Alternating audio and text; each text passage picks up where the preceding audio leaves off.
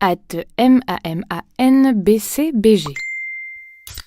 J'étais pas prête pour la chasse aux œufs organisée par notre mairie. Hunger Games version 3 à 6 ans. Hyper sympa, hein. Mais certains enfants sont clairement entraînés pendant 6 mois dans une cave par leurs parents pour récupérer un maximum d'œufs. Déjà, tu arrives, tu vois direct les parents qui ont déjà fait les éditions précédentes. Ils ont prévu un petit panier pour leur enfant et un grand sac pour transvaser le contenu du petit panier. Toi, à ce stade, tes enfants ont des poches, hein. Ça ira très bien. Premier piège à l'entrée, des ballons gonflés à l'hélium distribués par les agents municipaux. Toi, naïf, tu en acceptes 2 pour tes enfants. Les parents expérimentés, eux, ils négocient sévère avec Kelly Charlotte.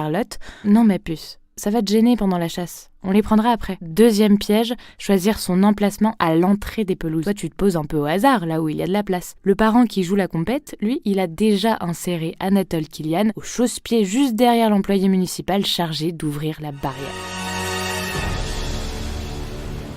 Ça y est, ça démarre. Ton fils accepte timidement de mettre un pied sur la pelouse au bout de 10 minutes, pendant que Prédateur Brutus a déjà trouvé 18 œufs sous les vociférations de ses parents et oncles et tantes. Tu sens que le gamin est missionné pour nourrir sa famille. C'est là où tu réalises que tu es un touriste. Ton fils fixe son ballon d'un air vague pendant que ta fille souffle sur un pissenlit. Ils ont trouvé un œuf de la taille d'une bille il y a 10 minutes et ils sont contents. Xena Messaline a déjà ratissé toute la haie 2 fois. La fin de la chasse approche. Bilan des courses, 4 œufs pour tes enfants. Un trouvé au début, un écrasé ramassé au pied d'un arbre et 2 que les employés municipaux ont discrètement balancé juste au pied de tes petits pour être sûr que personne ne reparte bredouille. Pendant ce temps-là, les parents expérimentés finissent de transvaser les derniers paniers dans leur grand sac plein à craquer. De quoi tenir jusqu'à Pâques 2020. Tu te sens un peu largué, mais au final, à en juger par le sourire de tous les enfants, tout le monde est ravi ainsi. Bref, c'était super sympa. Trop mignon de regarder toutes ces petites têtes blondes, brunes et rousses courir partout pour trouver des chocolats. Trop drôle de voir les parents souvent plus à fond que les enfants se prendre au jeu pour la chasse.